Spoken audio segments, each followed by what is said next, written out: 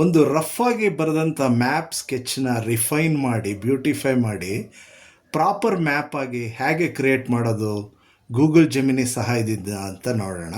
First I will capture this image, I will take photo of that.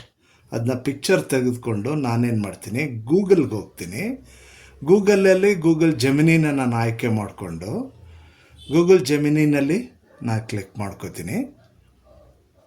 ಆಗ ಈ dialogue box ಏನು ಬರುತ್ತಲ್ಲ, ಇಲ್ಲಿ ಪ್ಲಸ್ ಸೈನ್ನ ನಾನು ಪ್ರೆಸ್ ಮಾಡ್ಕೋತೀನಿ.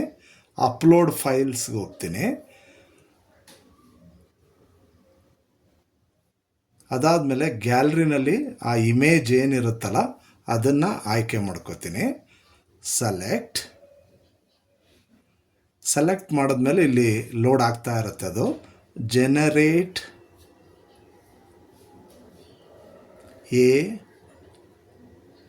ಪ್ರಾಪರ್ ಮ್ಯಾಪ್ ಅಂತ ಕೊಟ್ಟ ನಂತರ ಆ ಡೈಲಾಗ್ನ ನೀವು ಅಪ್ಲೈ ಮಾಡಿದ್ರೆ, ಆ ಇನ್ಸ್ಟ್ರಕ್ಷನ್ನ ಅಪ್ಲೈ ಮಾಡಿದ್ರೆ ಇಮೇಜು ಮತ್ತು ನಿಮ್ಮ ಕಮೆಂಟ್ ಏನಿದೆಯೋ ಅದು ಅಪ್ಲೈ ಆಗಿದೆ.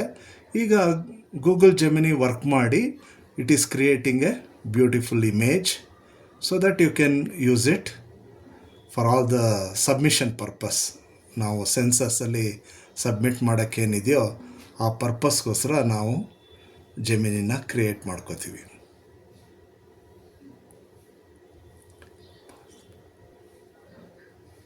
ನೋಡಿ, ಇಲ್ಲಿ ಇಮೇಜ್ ಕ್ರಿಯೇಟ್ ಆಗಿದೆ.